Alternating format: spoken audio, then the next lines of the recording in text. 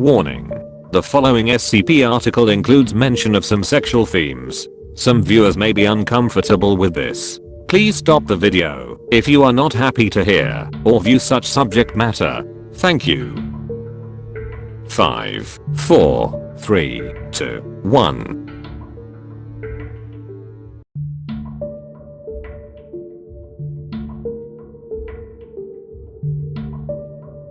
SCP-205, Shadow Lamps. Object Class, Euclid. Special Containment Procedures. SCP-205-1 and SCP-205-2 are contained within Chamber 52 at Site 23, under regular observation via the adjoining observation room. SCP-205-1 and SCP-205-2 are to be supplied with power and face the white projection screen on the wall opposite the observation window at all times.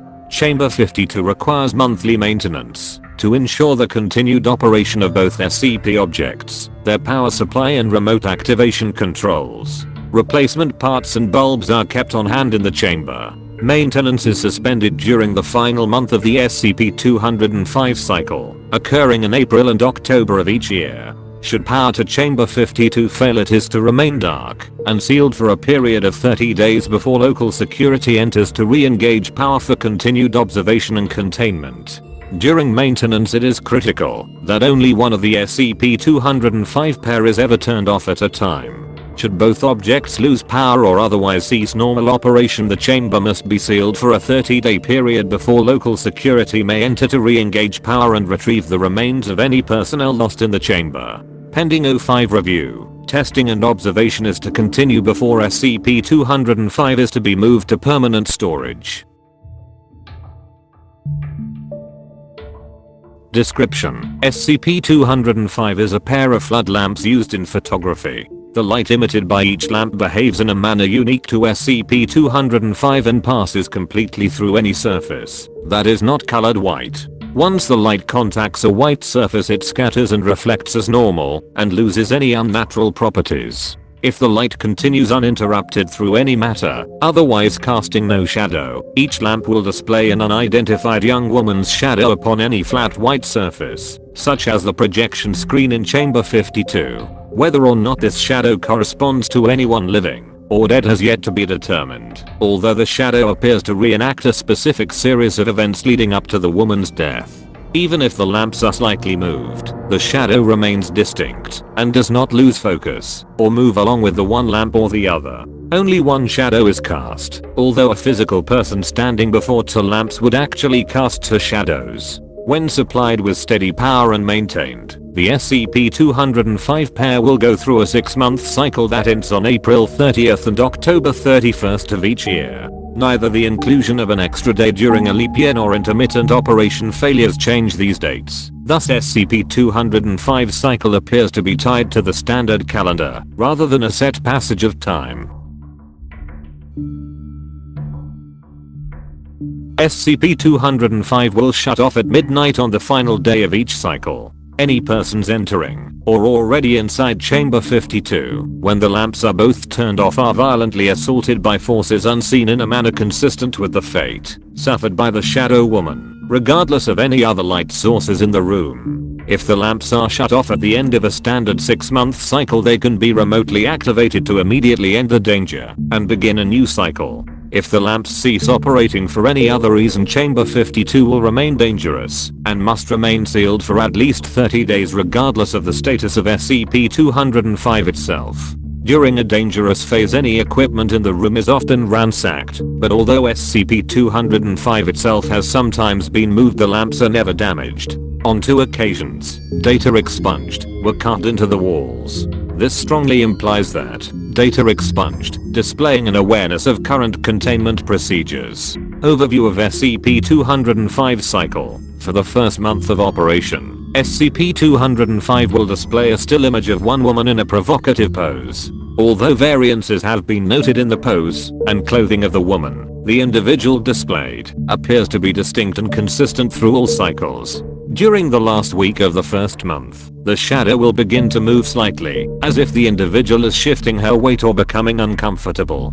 Her hair and clothing will be observed to flutter in ways that do not correspond to any movement of the atmosphere within Chamber 52. By the end of the first calendar month, the shadow will break her pose and spend the next 8 hours moving through a series of poses that imply a photography session complete with clothing changes and short breaks, sometimes including a meal. After this session is over, the shadow will constantly be in motion for the next 5 months, displaying a pantomime of the last days of a young model's life, before she is brutally murdered at the end of the cycle. The shadow of the woman never moves beyond the boundaries of the projection screen.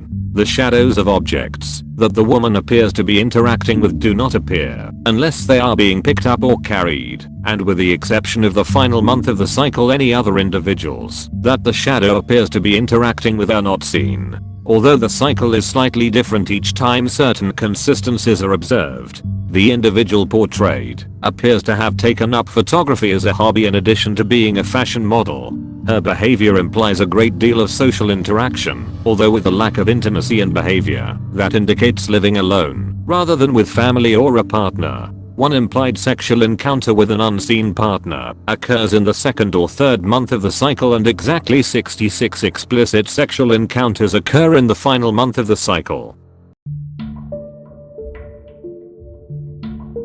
During the last month of the cycle in April and October, shadows distinct from the young woman are displayed. These shadows all have exaggerated nude male physiques and horns projecting from the cranium, although no phallus is ever observed, even during the sexual displays that take up the final days of the cycle. Only one shadow appears at first, interacting with the woman in a manner suggesting that they have met at a party or social gathering.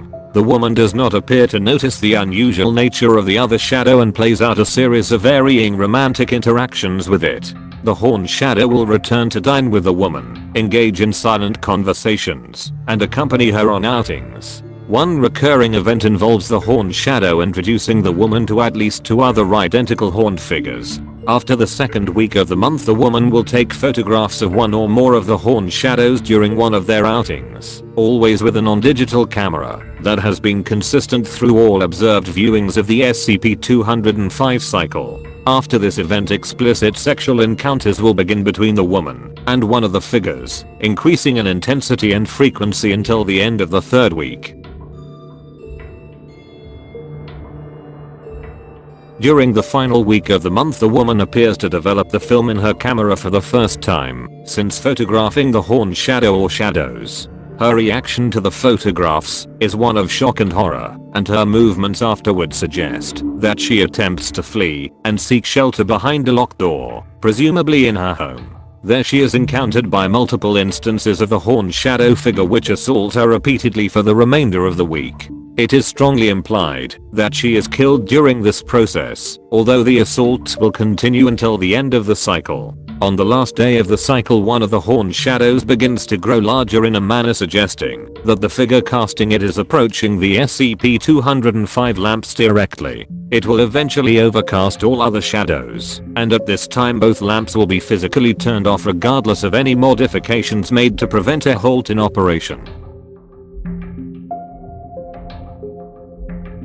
Addendum: SCP-205-1 has been in the Foundation's possession since data expunged. SCP-205-2 is identical in every way, including the serial number. It was discovered in a ransacked motel room in data expunged on data expunged. No sign of the identity or whereabouts of the occupant have been found, although a camera similar to the one displayed in the 6th month of the SCP-205 cycle was also recovered. Most of the contained film was ruined by exposure. See attached photo for the one image that was developed from the camera. Incident 205-76B on 10/28 data expunged. SCP-205-2's bulb burnt out. Researcher M data expunged was sent into Chamber 52 to replace the bulb during one of the climactic assaults. Upon the opening of Chamber 52's door, all horned shadow figures within view ceased their activity and turned towards the door. Researcher and data expunged resealed the chamber and refused to enter to perform maintenance.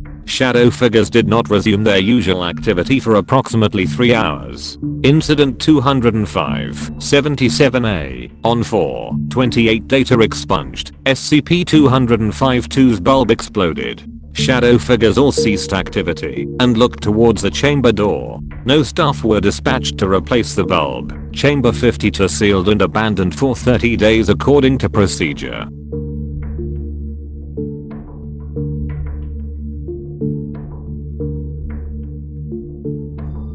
End of file.